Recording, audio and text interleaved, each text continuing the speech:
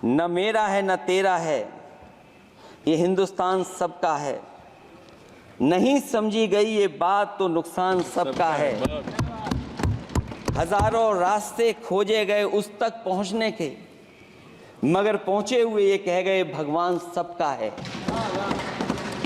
जो इसमें मिल गई नदियां वो दिखाई नहीं देती महासागर बनाने में, मगर एहसान सबका है।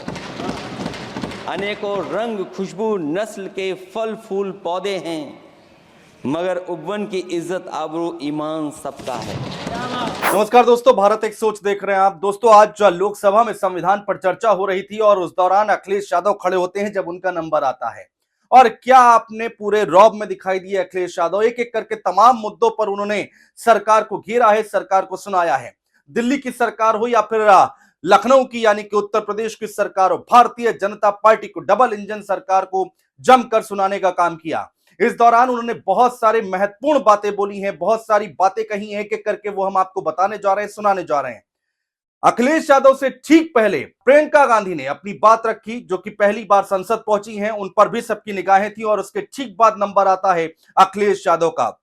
दोस्तों, अखिलेश यादव ने सबसे पहले संविधान पर चर्चा हो रही थी और उस पर सबसे पहले देश की सीमाओं पर उन्होंने अपनी बात रखी है। उसके बाद जातीय जनगणना को लेकर उन्होंने अपनी बात रखी और कह दिया कि जातीय जनगणना आप कराते हैं तो ठीक है, नहीं तो जब कभी भी हमारी सरकार आएगी, हम उधर आएंगे तो हम जातीय जनगणना कराएंगे।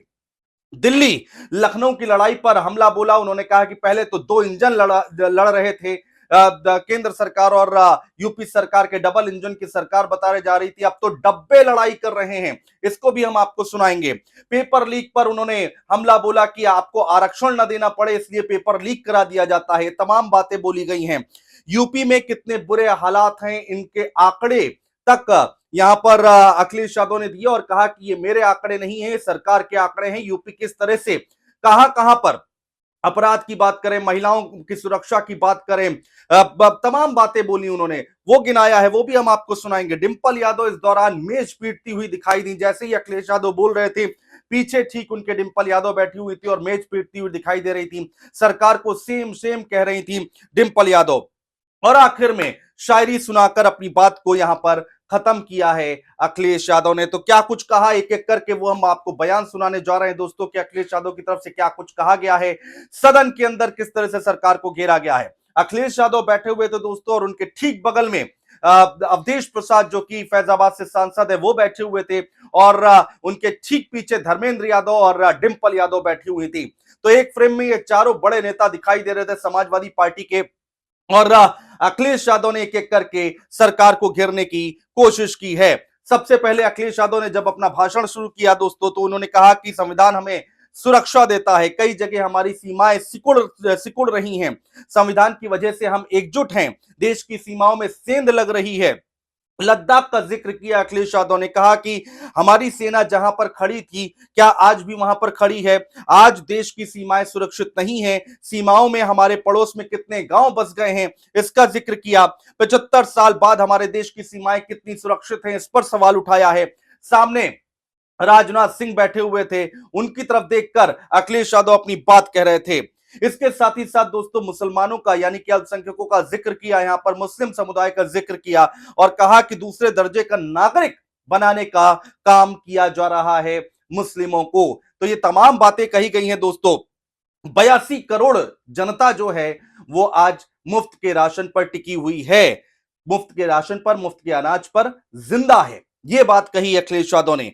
यूपी में इलेक्शन में वोट डालने नहीं दिया गया, धमकाया गया, देश में 7% लोग गरीब हैं। तो पहला अंश सुनिए अखिलेश यादव का कि क्या कुछ कहा गया है अखिलेश यादव की तरफ से, सुनिए आप। ये वही संविधान है जो समय समय पर हमारा रक्षा कवच बनता है।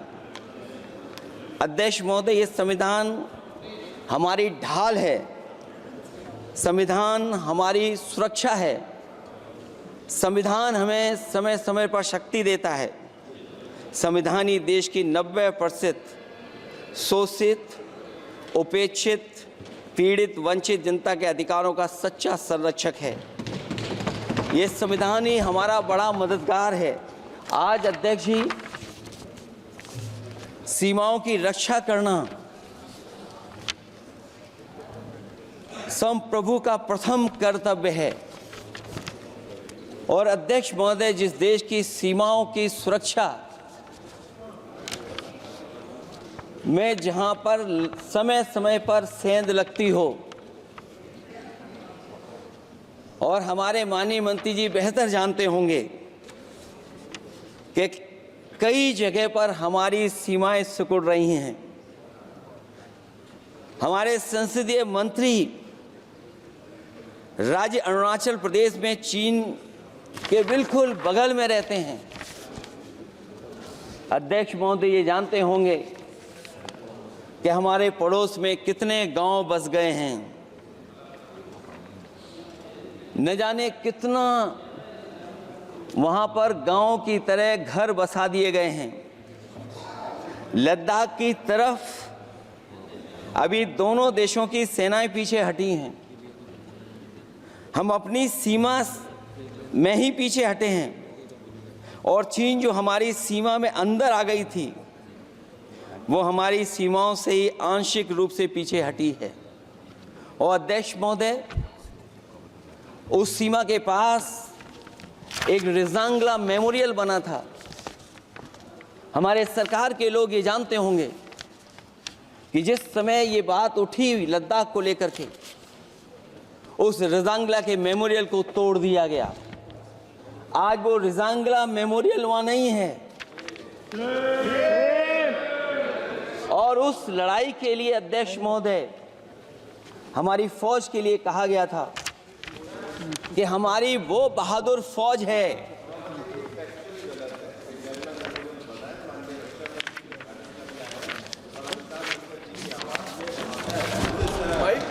अध्यक्ष महोदय, यही तो फर्क है। कहां पर था, कहां पर बना अब। और अध्यक्ष महोदय, मैं सरकार को बताना चाहता हूं, अध्यक्ष जी, मंत्री जानते होंगे, मंत्री जी, केवल 12 किलोमीटर सड़क बनी थी, और पड़ोसी देश ने क्या क्या नहीं कहा गया।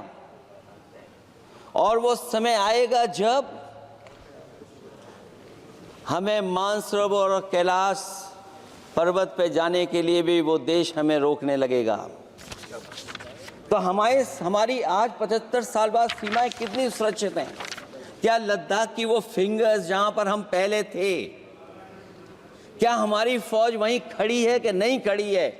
अगर आप रिजांगला मेमोरियल जानते होंगे, तो लद्दाख की वो सीमाएं जो हमारे देश के अंदर थी, क्या हमारी सीमा वहां तक है कि नहीं है? आज नहीं है। हमारा प्रेमबली कहता है कि धर्म निरपेक्ष गणराज्य बने, राज्य की निगाह में सभी धर्म सम्मान हैं। हमारा सेकुलरिज्म हमें रिलीजियस इक्वलिटी का रास्ता दिखाता है। यही ना अर्थ इसका है। क्या इस पर सरकार अमल कर रही है? देश के 20 करोड़ से ज्यादा अल्पसंख्यकों के, विशेषकर मुसलमानों को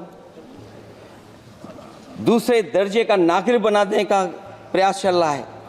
उन पर हो रहे अत्याचार प्रतिदिन बढ़ते जा रहे हैं। उनकी संपत्ति को लूटा जा रहा है, हत्याएं की जा रही हैं, घर तोड़े जा रहे हैं, उनके पूजा स्थलों पर कब्जा प्रशासन की मदद से किए जा रहे हैं। अगर ये धर्मनिरपेक्षता, तो धर्म शासित राज्य की क्या परिभाषा है? और हाल ही में हम लोगों ने अध्यक्ष महोदय उदाहरण देखा है कि किस तरीके से उत्तर प्रदेश में कई महत्वपूर्ण जगह पर इस तरह की घटनाएं जानबूझ करके की गई। मुझे याद है उस समय, जिस समय उत्तर प्रदेश का इलेक्शन चल रहा था, बहुत से लोगों को वोट डालने का अधिकार जिनको था, उनको अधिकार से रोका गया। चलिए दोस्तों, अगला बयान आपको सुनाते हैं अखिलेश यादव का कि किस तरह से उन्होंने बोला कि उत्तर प्रदेश में किस तरह से चुनाव हुए हैं, उत्तर प्रदेश में चुनाव हुए तो किस तरह से सरकारी तंत्र का इस्तेमाल किया गया। रिवॉल्वर लगाकर पुलिस वाले महिला को रोक रहे थे, लेकिन महिला ने हार नहीं मानी और वोट डालने जरूर गई। तो वोट डालने से रोका गया। उत्तर प्रदेश में लोगों को यह बात कही गई है, सरकार की तुलना हिटलर से की है अखिलेश यादव ने। देखिए कितना बड़ा बयान दिया संसद के अंदर अखिलेश यादव ने, सरकार की तुलना हिटलर से किया। और हम लोगों को जब मौका मिलेगा तो जातीय जनगणना हम जरूर कराएंगे। आप बात करते हैं लेकिन करा नहीं रहे हैं, लेकिन हमारी जब सरकार आएगी, हम लोग जहां इतने लोग बैठे हुए हैं वो जब उधर जाएंगे तो हम जातीय जनगणना जरूर कराएंगे। आजादी के बाद जितने उद्योगपति भारत छोड़कर गए हैं इस सरकार में, उतने कभी नहीं गए हैं। एक कानून कुछ लोगों के लिए अलग है और दूसरों के लिए अलग है। भगवा गमछे का यहां पर शब्द का इस्तेमाल किया, भगवा कपड़े का इस्तेमाल किया और कहा कि एक को न्याय मिलता है तो दूसरे को लाठी मिलती है। तो जरा सुनिए क्या कुछ कहा है अखिलेश यादव ने, ईडी के लिए क्या कुछ कहा वो भी हम आपको सुनाने जा रहे हैं, जरा सुनिए। जो लोग वोट डालने जा रहे थे उन्हें डराया धमकाया जा रहा था, ऐसे इंतजाम किए गए थे कि ये वोट डालने के लिए वोट बूथ तक न पहुंच पाए। वो तस्वीरें अध्यक्ष महोदय न केवल हम लोगों ने देखी बल्कि पूरे देश और दुनिया ने देखी होंगी कि किस तरीके से उत्तर प्रदेश की सरकार के प्रशासन के इशारे पर एक पुलिस के अधिकारी ने महिलाओं को वोट से डालने से रोका और रिवॉल्वर दिखा करके कहा कि वोट डालने नहीं जाओगे। मैं उन बहादुर महिलाओं को बधाई देना चाहता हूं कि उन्होंने परवाह नहीं की और उन्होंने कहा कि इससे कुछ जान जाने वाली नहीं, अगर जान भी जाएगी तो हम वोट डाल करके आएंगे। क्या यही लोकतांत्रिक गणराज्य है? सच्चे लोकतंत्र में जनता श्रद्धापूर्वक मतदान के माध्यम से अपनी सरकार चुनती है। क्या हम सही अर्थों में लोकतांत्रिक व्यवस्था में जी रहे हैं, जहां सरकार मशीन और सरकारी मशीनरी के जरिए जहां चाहे अपनी सरकार बना लेती है, जनता के मत का कोई अर्थ नहीं रखे हैं, वह लोकतंत्र नहीं कहा जा सकता है। यह व्यवस्था जब तेजी से लोकतंत्र में तानाशाही की तरफ बढ़ रही है, हिटलर ने भी तो जनता द्वारा चुने जाने के बाद संविधान में संशोधन करके तानाशाही कायम कर दी थी। हमारी सरकार भी उसी के समांतर चलने का प्रयास कर रही है। अध्यक्ष प्रस्तावना में अध्यक्ष महोदय सामाजिक, आर्थिक और राजनीतिक न्याय दिलाने की बात है। अध्यक्ष महोदय, मैं जब सरकार की तरफ से माननीय मंत्री जी को सुन रहा था, उन्होंने जाति जनगणना को लेकर के कहा कि जाति जनगणना कराना चाहें तो करा लें। हम लोग तो उस पक्ष के धर लोग हैं, अगर आप करा सकते हैं तो आप कराइए। नहीं अध्यक्ष महोदय, जब कभी भी हम लोगों को मौका मिलेगा तो जाति जनगणना कराने का काम हम लोग करेंगे। सामाजिक न्याय समाज के अनुसूचित जाति, अनुसूचित जनजाति और अन्य पिछड़े वर्गों को न्याय दिलाने का बड़ा अस्त्र आरक्षण था, उसे समाप्त कर दिया गया है। आउटसोर्सिंग और कॉन्ट्रैक्ट बेसिस पर थोड़ी बहुत नौकरियां जो दी जा रही हैं, उनमें दलितों और पिछड़ों का कोई आरक्षण नहीं है। शिक्षण संस्थाओं और विश्वविद्यालय में प्रोफेसर्स और वाइस चांसलर के चयन के समय इनके आगे लिख दिया जाता है, एक नया शब्द का इजाद हुआ, NFS, नॉट फाउंड सुटेबल। सरकारी उपक्रम भेज दिए, प्राइवेट उपक्रमों में कोई आरक्षण नहीं है। अध्यक्ष महोदय, शिक्षा मंत्री जी सूची जारी करें और अगर ये बात कहीं भी गलत है तो शिक्षा मंत्री जी सूची जारी कर दें। देश के सभी केंद्रीय विश्वविद्यालयों के वाइस चांसलर की ओर प्रोफेसर्स की एक, मैं तो कहूंगा अध्यक्ष महोदय कि शिक्षा मंत्री जी अगर ये सूची जारी कर दें कि जितनी भी सेंट्रल यूनिवर्सिटीज़ हैं और उनके माध्यम से जितने भी प्रोफेसर्स का अपॉइंटमेंट हुआ है, सब बात साफ हो जाएगी। आप केवल देश के 10% लोगों को ही ख्याल रख रहे हैं, बाकी 90% लोगों का आप ख्याल नहीं रख पा रहे हैं। और जाति जनगणना कभी जाति में भेदभाव नहीं बढ़ाएगा अध्यक्ष महोदय। जाति जनगणना जातियों के बीच दूरियां कम करेगा और तमाम हमारे ऐसे समाज के लोग जिनको न्याय नहीं मिला, जिनको अधिकार नहीं मिला है, अध्यक्ष महोदय कम से कम जाति जनगणना के बाद उन्हें अधिकार और सम्मान दिलाने का काम भी हो सकेगा। इसलिए हम इसके पक्ष में हैं। आर्थिक न्याय के बगैर न सामाजिक न्याय मिल सकता है और न राजनीतिक न्याय मिल सकता है। गरीबी का नाजायज लाभ उठाकर धन्ना सेठों की सरकार चुनाव में पैसा बांटकर राजनीतिक न्याय का भी अपहरण कर लेती है।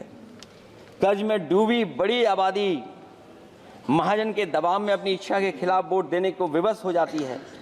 चुनाव में सत्ताधारी दलों द्वारा पैसे की भरमार के चलते कोई सामान्य कार्यकर्ता चुनाव नहीं लड़ पा रहा है। बड़े पैमाने पर धनवान चुनकर आ जाते हैं। पैसे के बल पर जब तक आर्थिक विषमता समाप्त नहीं होती, लोगों को राजनीतिक न्याय मिल नहीं सकेगा। प्रस्तावों में आगे जो लक्ष्य है, विचार, व्यक्ति, विश्वास, पंथ और उपासना की स्वतंत्रता, अन्याय के खिलाफ विचार व्यक्त करने पर जेल, अभिव्यक्ति की स्वतंत्रता का अर्थ है देशद्रोह। अगर भाजपा के मत के नहीं हैं, दूसरे धर्म के हैं तो प्रताड़ना के हकदार हैं। और अब तो उपासना करने पर भी दिक्कत है, क्योंकि हर मस्जिद के नीचे मंदिर खोजने वाले तत्व इस देश को शांति से रखना ही नहीं चाहते हैं। उन्हें कानून की कोई परवाह नहीं है। मैं इस मौके पर धन्यवाद देना चाहता हूं। सुप्रीम कोर्ट का कम से कम वो फैसला आया है जहां कुछ दिनों के लिए ये पाबंदी लगाई गई। व्यक्तियों की गरिमा और देश की एकता और अखंडता को सुनिश्चित करने वाली बंधुता, ये विभाजनकारी नीतियां संविधान की प्रस्तावना के उस उद्देश्य से जरा भी मेल नहीं खाती है। व्यक्ति की गरिमा लिंचिंग से धूल दूषित हो चुकी है। उद्योगपति सरकारी आतंक से परेशान हैं, होकर के अपनी पूंजी समेटकर देश छोड़ गए हैं और लगातार जा रहे हैं। अध्यक्ष महोदय, आजादी के बाद उद्योगपति कभी इतने भारत छोड़ करके नहीं गए होंगे, देश छोड़ के नहीं गए होंगे जितने इनकी सरकार में चले गए हैं। अगर व्यक्ति की गरिमा सुनिश्चित हो तो कोई व्यक्ति क्या अपनी मातृभूमि को छोड़ करके जा सकता है? सरकार इस पर आत्मचिंतन करे। अगर आपसी मतभेद पैदा करके एक दूसरे के प्रति अविश्वास पैदा किया जाएगा तो क्या देश की एकता और अखंडता के लिए एक अशुभ संकेत नहीं होगा?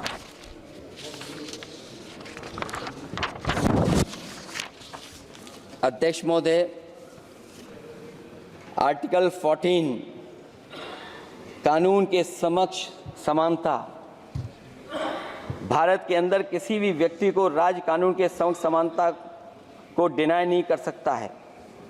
हो क्या रहा है, एक ही कानून कुछ लोगों के लिए अलग है और दूसरों के लिए अलग। अगर सत्ता पक्ष का व्यक्ति गेरुआ गमछा पहनकर गालियों को गाली दे दे तो जी हजूरी और दूसरा न्याय मांगने जाए तो उसे लाठी। क्या ये अनुच्छेद 14 का अनुपालन हो रहा है? अध्यक्ष महोदय, किसी भी व्यक्ति को उसके जीवन और दैहिक स्वतंत्रता से कानून सम्मत प्रक्रिया के बगैर वंचित नहीं किया जा सकता। ये सबसे महत्वपूर्ण मौलिक अधिकार है, लेकिन सबसे ज़्यादा इसी का दुरुपयोग हो रहा है। फर्जी मुठभेड़ में हत्याएं, जेल के अंदर हत्याएं और पुलिस अफरीक्षा में हत्याएं। आदमी कहीं भी सुरक्षित नहीं है।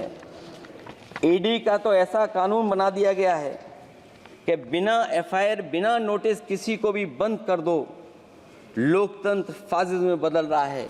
इसके बाद दोस्तों अखिलेश यादव आ जाते हैं उत्तर प्रदेश पर। चूंकि उत्तर प्रदेश से ही आते हैं, उत्तर प्रदेश की राजनीति में मुख्यमंत्री रह चुके हैं, कन्नौज से सांसद हैं, तो उत्तर प्रदेश का जिक्र करते हुए उन्होंने कहा कि आज जैसे हालात उत्तर प्रदेश में बने हुए हैं वैसे पहले कभी नहीं बने देखे गए। कानून की समय समय पर धज्जियां उड़ रही हैं। केवल एक घटना नहीं है, ऐसी तमाम घटनाएं हैं जो वो गिना सकते हैं। ये बात उनकी तरफ से कही गई। दोस्तों, न्याय मांगने के लिए आत्मदाह करना पड़ रहा है।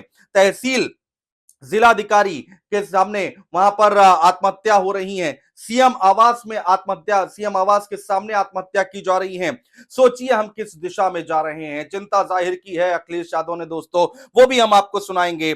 और जो पुलिस कस्टडी में डेथ हो रही है, मृत्यु हो रही है, जान जा रही है, उसको लेकर सवाल उठाया है। और साथ में अखिलेश यादव ने यह कहा कि ये आंकड़े हमारे नहीं हैं, ये आंकड़े सरकार के हैं। सुनिए। अध्यक्ष महोदय, क्योंकि उत्तर प्रदेश की चर्चा सत्ता पक्ष से भी हुई, जो हालात उत्तर प्रदेश में हैं, ऐसे हालात कभी किसी ने पहले नहीं देखे।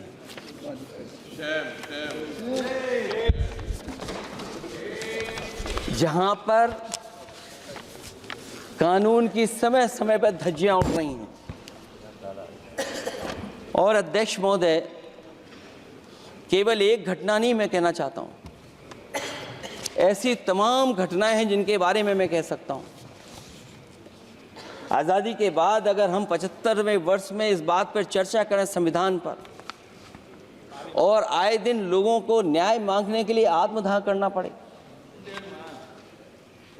तहसील हो वहां पे आत्मदाह, जिलाधिकारी हो वहां पे आत्मदाह, न्याय मांगने के लिए अगर मुख्यमंत्री आवास में जाना पड़े वहां पे आत्मदाह। सोचिए हम किस दिशा में जा रहे हैं। और अध्यक्ष महोदय, किसने नहीं देखा कि टीवी पे चलते हुए लोगों की जान ले ली गई, लाइव देखा है सबने। ये कहां का न्याय है? न केवल वो, बल्कि पता नहीं अध्यक्ष महोदय, हमारा प्रदेश कस्टोडियल डेथ में सबसे आगे जा रहा है, महिलाओं के उत्पीड़न में सबसे आगे जा रहा है। ये मैं नहीं कह रहा हूं, अध्यक्ष महोदय, ये सरकार के आंकड़े बता रहे हैं। और न केवल इन चीजों में आगे जा रहा है, बल्कि आजकल जो नए जमाने का डिजिटल इंडिया है, अगर साइबर अपराधों में सबसे आगे कोई प्रदेश दिखाई दे रहा है तो वो उत्तर प्रदेश दिखाई दे रहा है।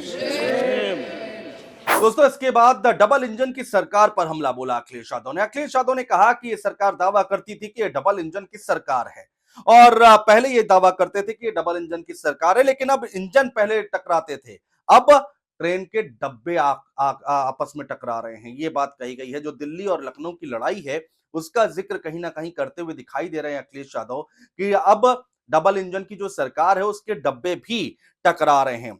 सरकारी नौकरियां इसलिए नहीं दी जा रही हैं, नहीं निकाली जा रही हैं कि आरक्षण न देना पड़ जाए। इसको लेकर सवाल उठाया अखिलेश यादव ने। अग्निवीर का जिक्र किया कि अग्निवीर के हम पक्ष में पहले भी नहीं थे और आज भी नहीं है। इस जो पहले प्रक्रिया होती थी भर्ती की, उसी को अपनाया जाए, इसका यहां पर समर्थन किया अखिलेश यादव ने। और उन्होंने कहा कि एक बड़ी बात बोली दोस्तों कि संविधान पर हम चर्चा कर रहे हैं अध्यक्ष महोदय, ये कैसी चर्चा संविधान की जो बिना प्रधान की, यानी कि प्रधानमंत्री नरेंद्र मोदी संसद के अंदर मौजूद नहीं थे। तो उस पर अखिलेश यादव ने कहा कि ये कैसी चर्चा संविधान की जो बिना प्रधान की। जरा सुनिए। कभी कभी जो डबल इंजन की सरकार चलने वाले जो दावा करते थे, पहले इंजन टकराते थे, अब तो डब्बे भी टकराने लगे हैं। Double engine single driver. और होड़ लगी हुई है कि कभी किसी ने दिल्ली का रास्ता किसी माध्यम से अपनाया था, उसी रास्ते पे चल करके आगे बढ़ना चाहते हैं। इससे खराब इस लोकतंत्र में और क्या हो सकता है?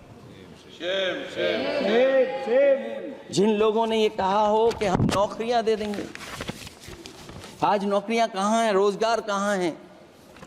और अध्यक्ष महोदय, अगर वादा किया जाए नौकरी और रोजगार का, इन्वेस्टमेंट का, और सपने बड़े दिखाए जाएं, ये बात मैं इसलिए कह रहा हूं कि माननीय मंत्री जी भी उसी प्रदेश से आते हैं, प्रधानमंत्री जी भी उसी प्रदेश से आते हैं। आज कई मायनों में, कई आंकड़ों में उत्तर प्रदेश पीछे दिखाई दे रहा है। जहां रोजगार के सवाल पर जो सरकारी नौकरियां इसलिए नहीं क्योंकि आरक्षण न देना पड़ जाए, इसे सरकारी नौकरियां नहीं हैं। आए दिन पेपर आउट, पेपर लीक, न केवल पेपर लीक है बल्कि जानबूझ करके पेपर लीक कराया जाता है जिससे कि परीक्षा रद्द की जा सके। और जो अग्निवीर वाला सवाल था वो आज भी वैसा ही का वैसा है। हम लोग अग्निवीर वाली व्यवस्था कभी स्वीकार नहीं कर सकते हैं। जो पहले भर्ती जैसी होती थी अध्यक्ष महोदय, अगर वैसी ही भर्ती होगी तो हमारी सीमाएं और सुरक्षित होंगी, हमारे और नौजवान जाकर के देश की असली पक्की वर्दी पहनने का काम करेंगे। ये अध्यक्ष महोदय कैसी चर्चा संविधान की जो है बिना प्रधान की।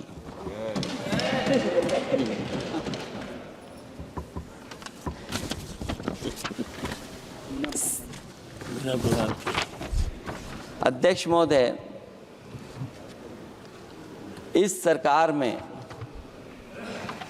जो लोकतंत्र के साथ खिलवाड़ हुआ है, इतना कभी खिलवाड़ नहीं हुई होगी।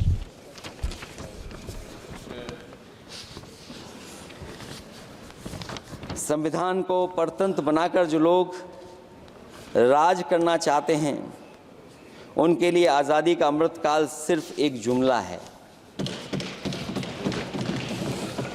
और अंत में मैं सिर्फ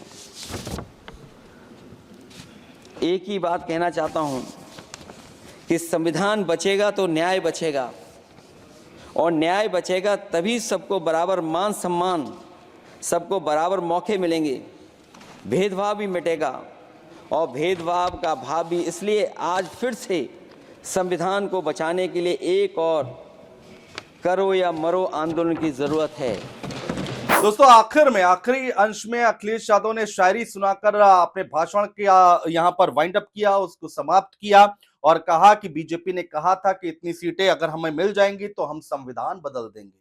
बीजेपी के लोग ये बात कह रहे थे और अखिलेश यादव ने कहा कि हम धन्यवाद देना चाहते हैं जनता जनार्दन का, जिन्होंने इनके सपनों को तोड़ा है। संविधान बदलना चाह रही थी ये सरकार, 400 पार का नारा दे रही थी, जिस सपने को जनता जनार्दन ने तोड़ा है, उनको हम धन्यवाद देना चाहते हैं। और आखिर में जो शायरी सुनाई अखिलेश यादव ने, वो सुनिए। अध्यक्ष महोदय, हम आपको भरोसा दिलाते हैं, पिछले चुनाव में भी बहुत सारे सत्ता पक्ष के माननीय लोग ये कहते थे कि हमें इतनी सीटें मिल जाएंगी तो हम संविधान बदल देंगे।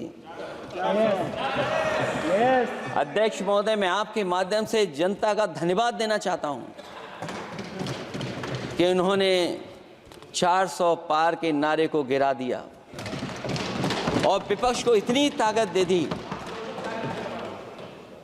कि इनकी जो सपना था संविधान बदलने को, उस सपने को तोड़ने का काम किया।